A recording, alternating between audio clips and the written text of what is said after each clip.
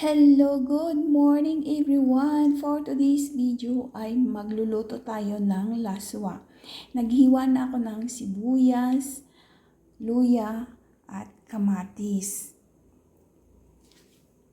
At meron tayong mga gulay.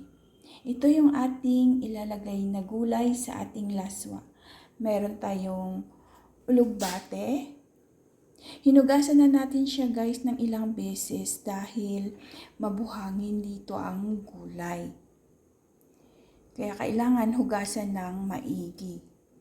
At meron tayong saluyot. Nahugasan na rin natin yung saluyot. At meron tayong kalabasa. At meron tayong okra. At yung isasahog natin guys ay hipon. Yan yung ating lulutuin ngayong araw. At yan din ang ating uulamin for today. At yan ang ating mga gulay na lulutuin ngayon sa ating laswa. Masarap to siya guys dahil Ilonggo tayo. Kaya maglaswa tayo guys.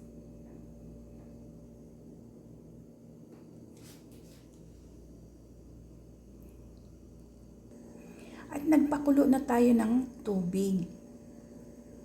So dahil kumulo na yung ating tubig, nilagay ko na yung ating sangkap na kamatis, sibuyas at saka luya. At nilagay ko na rin yung hipon. At isusunod natin yung kalabasa.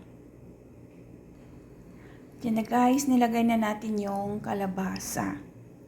At medyo tinimplahan ko na rin siya para may lasa yung ating gulay. Nilagay na natin yung alugbati. At isusunod na natin yung saluyot. Ilagay na natin yung ating saluyot guys. Ayan na guys, nilagay na natin yung okra. Malapit na siyang maluto. Ayan na guys, nilagay na natin yung okra. At hintayin na lang natin siyang lumambot or maluto. Ito yung ating ulam for today, laswa. One day, one eat.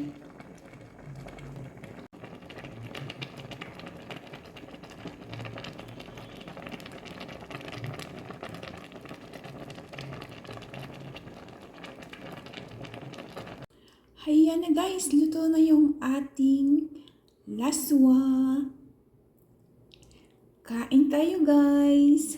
One day, one eat. Yan ang laswa ng Ilonggo. Thank you for watching guys.